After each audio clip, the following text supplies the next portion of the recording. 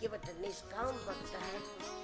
और भगवान का नियम है कि सकाम भक्त जो मांगता है उतना भगवान उसको देता है, लेकिन निष्काम जो कुछ नहीं मांगता उसको तो उससे कई गुना देते हैं भगवान, उससे हजारों गुना देते।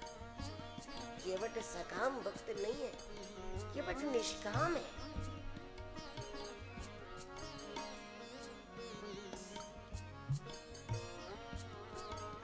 तुम्हें क्या दो?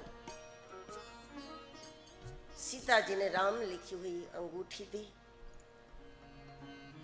केवट अगर अंगूठी लेता है तो ये संबंध यहां से समाप्त हो जाता था। केवट कहता है कि मुझे कुछ नहीं लेना है। हजारों लोग आते हैं, कुछ धन देते हैं, हम पार करते हैं। अब इसमें कोई संत महात्मा आ गए और हम बिना कुछ लिए पार कर दे तो इसमें कहाँ पेट्रोल डीजल था, कुछ मेहनत ही तो है।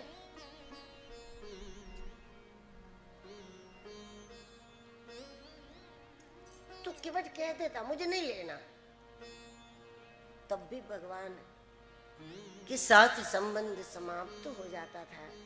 इसलिए केवट कहता है कि फिरती बार प्रभु जो देवा, जब 14 वर्ष के बाद आप वापस लौटेंगे और उस समय आप मुझे जो कुछ दे। भगवान कह सकते थे तब तक ये अंगूठी रहेगी नहीं रहेगी मैं किसी को भी दे दूं, 14 वर्ष तक क्या ये संभाल के रखूं?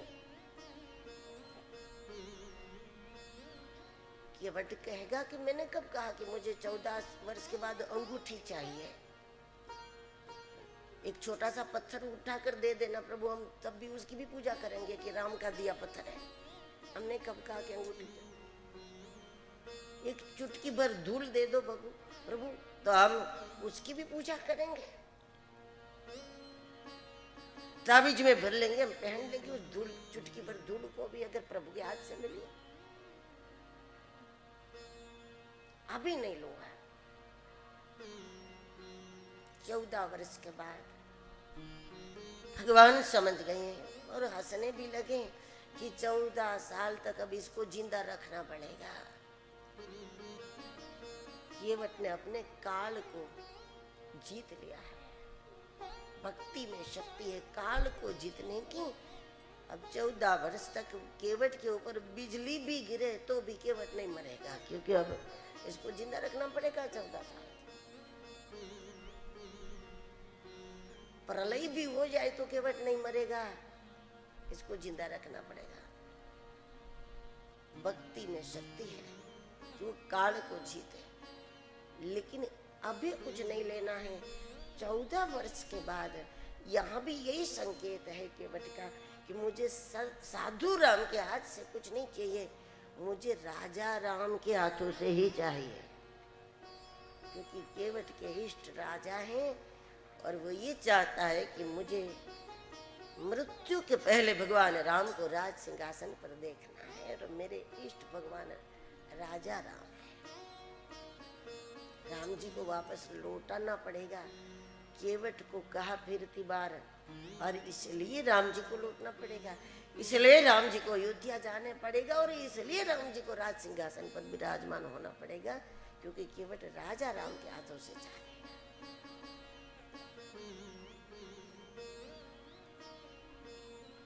भगवान ने केवट को वापस लौटाया।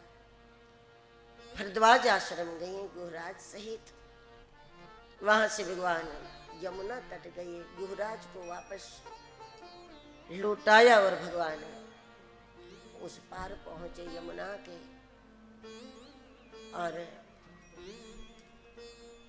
वाल्मीकि जी के आश्रम की ओर प्रभु गए। श्री वाल्मीकि जी से भगवान ने पूछा कि मुझे कुछ समय एक स्थान पर रह करके साधना करनी है, लंबे समय तक कहीं ठहरना है, क्योंकि राम साधु बनकर निकले हैं। और कोई भी व्यक्ति साधु बनता है तो वो बहुत हृदय पूर्वक ये चाहता है कि वो सबसे पहले 10-12 वर्ष किसी एक स्थान पर आसन लगा करके भरपूर साधन कर ले। भरपूर भजन कर ले, समाज सेवा, लोक सेवा, जन कल्याण, ये सब सही है, सब करें, लेकिन साधु जीवन तो ये चाहेगा कि जीवन का एक अध्याय ऐसा हो कि हम 10, 12, 15 साल, 21 साल, 12 साल कुछ संकल्प लेकर के भरपूर साधना कर ले। क्योंकि स्व को जब तक हम नहीं परखेंगे तब तक विश्व के लिए कुछ नहीं कर पाएंगे। कुछ लोग विश्व के लिए कुछ करने का मन भी बनाते हैं और तैयारी भी करते हैं, लेकिन 2 कदम चलकर खुद ही रास्ता बदल देगा, दूसरी पटरी पर चला जाएगा, कहीं वो खुद ही चुनाव लड़ने में पड़ जाएगा, तो साधना छोड़ दे। पहले स्व को परख ले, स्व को समझ ले, और उसके बाद जब विश्व कल्याण के लिए फिर कोई भी मार्ग हो, चाहे लोक सेवा, चाहे संस्थान, चाहे कोई मठ मंदिर, चाहे राजनीति, कोई भी मार्ग फिर पकड़ो, सारे मार्ग सही है उसके बाद। लेकिन स्व को पहचानने के बाद ही हम विश्व के लिए कुछ कर सकते हैं। जिसने स्व को ही नहीं पहचाना वो कैसे विश्व कल्याण करेगा। इसलिए साधु जीवन का प्रथम कर्तव्य होता है कि वो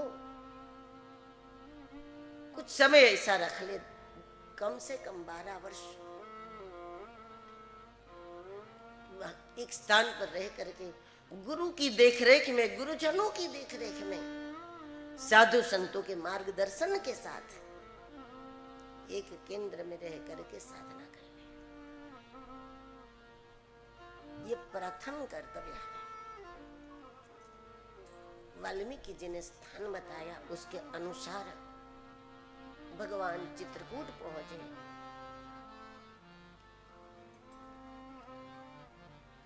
और चित्रकूट में भगवान आ गए। चित्रकूट चित्त का स्वरूप है।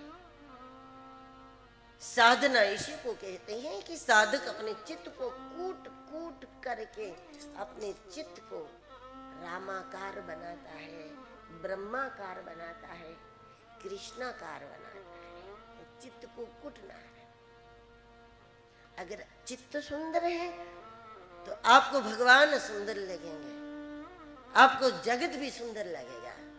लेकिन जब चित्त सुंदर नहीं है तो कोई भी स्थान आपको थोड़े दिन ठीक लगेगा, कोई भी व्यक्ति थोड़े दिन ठीक लगे, बहुत जल्दी कहोगे कि यहाँ भी कुछ नहीं है, ये कोई ठीक नहीं है, ये लोग ठीक नहीं है। वास्तव में हमारा चित्त सुंदर नहीं है तो कोई भी परिस्थिति क्षणिक सुख देगी, उसके बाद फिर अपना स्वभाव उस पर हावी हो जाएगा, फिर आनंद नहीं होगा।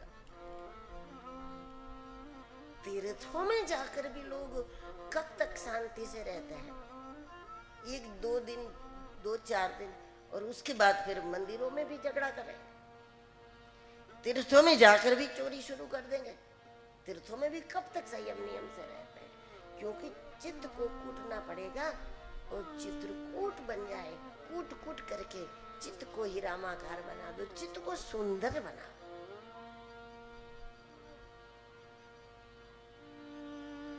भगवान चित्रकूट पहुंचे।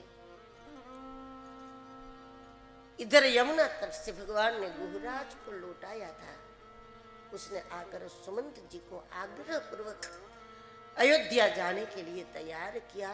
सुमंत जी रथ नहीं चला पा रहे थे।